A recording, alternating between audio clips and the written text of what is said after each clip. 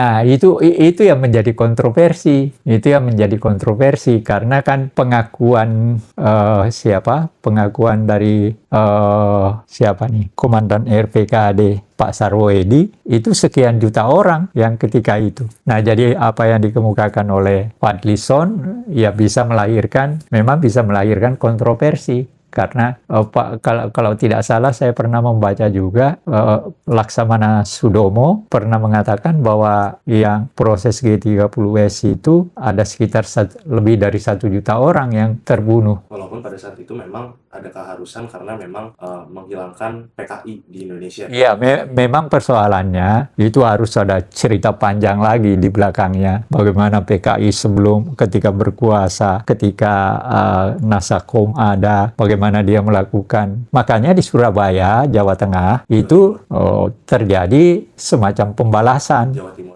Di Jawa Timur, Jawa Tengah, peristiwa Panigoro misalnya, anak-anak PII melakukan semacam latihan kepemimpinan. Datang pemuda rakyat, masuk ke masjid, nginjak-nginjak Al-Quran, membubarkan kegiatan ini dan sebagainya juga. Nanti GPI dibubarkan dan segala macam. Jadi ada faktor-faktor seperti itu yang ya semacam pembalasan lah. Dan tanda kutip harus sih pada saat itu. Iya tanda kutip memang akhirnya menjadi bagian dalam proses terjadinya peristiwa itu. Itu yang disinilah faktor-faktor yang menyebabkan kontroversi itu terjadi. Ya seperti sekarang masih ada kamisan. Tiap hari Kamis, sejumlah orang datang di depan istana, lapangan itu kumpul untuk menuntut segala macam. Nah, inilah yang menjadi persoalan sebenarnya, sehingga ada sejumlah orang yang tidak sepakat kalau Pak Harto dijadikan sebagai pahlawan nasional. Tapi kalau ada gambaran, sebenarnya begini, yang mungkin orang lupa adalah Pak Harto itu sudah diberikan gelar oleh MPR. Dan posisi MPR itu beda dengan posisi MPR sekarang. Posisi MPR ketika itu adalah lembaga tertinggi negara. Nah, Pak Harto yang memberikannya itu adalah MPR pemilu. Beda dengan Presiden Soekarno yang memberikan Presiden Soekarno presiden seumur hidup adalah MPRS.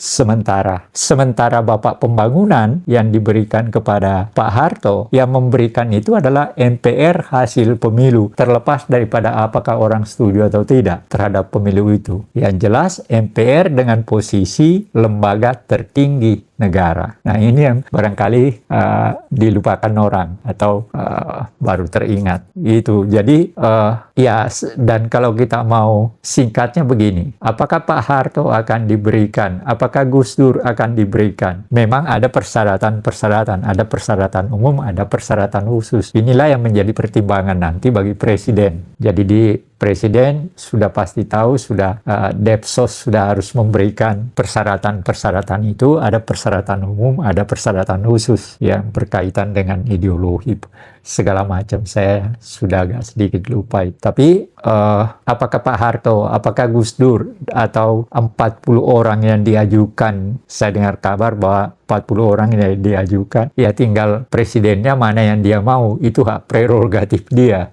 Ada pertimbangan dari Dewan Gelar itu. Pertimbangan Dewan Gelar itu yang 40 orang ini diserahkan kepada presiden. Nah, ketika saya menjadi itu, presiden datang, memberitahu dan menanyakan, dan dia yang menentukan ini. Pertama kali Pak Jokowi sebagai presiden kan dia hanya mengatakan jangan terlalu banyak, malah dia minta cuma 1 setiap tahun. 1 pahlawan nasional. Kan susah. Padahal gelar pahlawan nasional ini memang mempunyai nilai tertentu dari daerah-daerah, ya.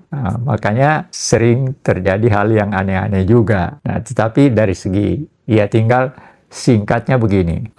Apakah orang setuju atau tidak setuju? Yang jelas Pak Harto pernah menjadi presiden, melakukan pembangunan ekonomi di tengah negara ini menjadi negara bangkrut dari tahun 67, dan tapi dalam prosesnya kemudian dia berhasil bangun, bahkan dianggap sebagai negara dengan pembangunan ekonomi yang maju di antara negara-negara Asia Tenggara juga, termasuk bersama dengan Korea sebagai negara yang mampu membangun ekonominya dan sebagainya. Jadi ya terserah. Jadi saya hanya mau mengatakan ya terserah presidennya, karena itu haknya dia. Tetapi dia harus memberikan, dia harus mendengar, ini yang penting. Dia harus mendengar apa yang telah dihasilkan oleh Dewan Gelar. Gitu. Jadi kan soalnya ini bertingkat dari daerah, kabupaten, ke tingkat provinsi, ke Depsos ke Dewan Gelar. Nah di Dewan Gelar ini, misalnya Depsos mengajukan 40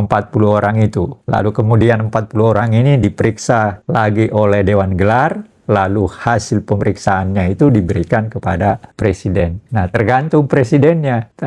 Pengalaman saya dengan Pak Jokowinya selalu, selama saya dengan Bu Mutia, dengan Pak Hasan itu, beliau datang dan mendengar keterangan kita, menanyakan juga, tapi pada akhirnya beliau yang menentukan. Ini ada titipan pertanyaan dari detik.com. Yang pertama, sepekan ini ramai pro dan kontra yang tadi sudah dijelaskan terkait pengusulan gelar pahlawan nasional untuk Pak Harto. Sudah banyak ormas yang mendukung pemberian gelar pahlawan ini. Bagaimana menurut Pak Anhar Gonggong sendiri terkait pengusulan Soeharto sebagai pahlawan nasional? Nah tadi saya sudah terangkan tuh.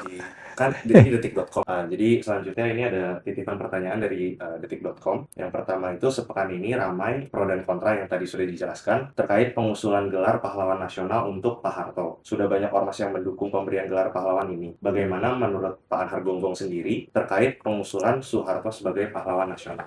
Nah itu memang kontroversi, tetapi salah satu sebenarnya faktor yang menyebabkan kontroversi itu adalah sistem pemerintahan selama Orde Baru yang bersifat otoriter. Bahkan ada hal yang mungkin orang tidak ingat lagi. Kan pernah terjadi penembakan pada orang-orang yang dianggap gangster. Nah, lalu Pak Benny Murdani mengatakan bahwa yang melakukan penembakan itu dia yang memerintahkan. Tetapi ada buku yang diterbitkan oleh anaknya Pak Harto. Pak Harto mengatakan yang memerintahkan untuk melakukan penembakan itu dia. Ya, jadi ada faktor-faktor kontroversi. Tetapi kalau pertanyaannya berkaitan bagaimana menurut saya apakah dia bisa diberikan pahlawan nasional atau tidak, ya seperti yang saya katakan tadi, sebenarnya Pak Harto sudah mendapatkan gelar yang sangat tinggi nilainya, dan yang memberikan itu adalah lembaga tertinggi negara, MPR, yaitu Bapak Pembangunan. Apakah dia diberikan pahlawan nasional nanti, juga apakah Gus Dur juga akan diberikan, ya sekarang tergantung kepada presidennya, apakah Pak Prabowo. Nah, cuma memang menurut saya, menurut penilaian saya secara pribadi, Pak Prabowo tidak terlalu muda juga, karena bagaimanapun dia pernah terkait dengan Pak Harto, ya, sebagai anak buah komandan RPKD dan kemudian komandan Kostrad, dan juga pernah menjadi mantu. Nah, ini yang tidak, artinya secara psikologi tidak memudahkan juga seorang Presiden Prabowo untuk segera mengatakan, iya, Pak Harto pahlawan nasional. Apalagi di Kompas sudah termuat ada 500 orang bertanda tangan untuk menolak. Ada gambar sekian banyak orang, termasuk tokoh seperti Romo Magnis, Marsuki Darusman, menolak. Nah, oleh karena itu, ya pada akhirnya kembali kepada presiden. Apakah artinya presiden mengambil tanggung jawab dengan hak prerogatifnya. Nah, kalau saya bandingkan begini, Presiden Soekarno dan Wakil Presiden Hatta diberikan gelar pahlawan nasional oleh Pak SBY. Setelah juga ada kontroversi yang panjang. Dan satu-satunya pemberian gelar dengan dipidatokan oleh presiden hanya pada waktu itu SBY berpidato. Nah, jadi kalau pertanyaannya yang ditanyakan pada saya, jawaban saya seperti itu.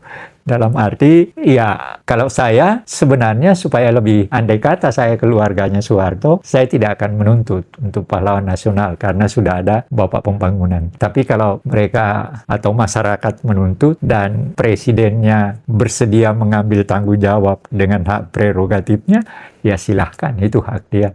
Saya sebagai warga negara tidak punya hak untuk, saya hanya berkata seperti itu.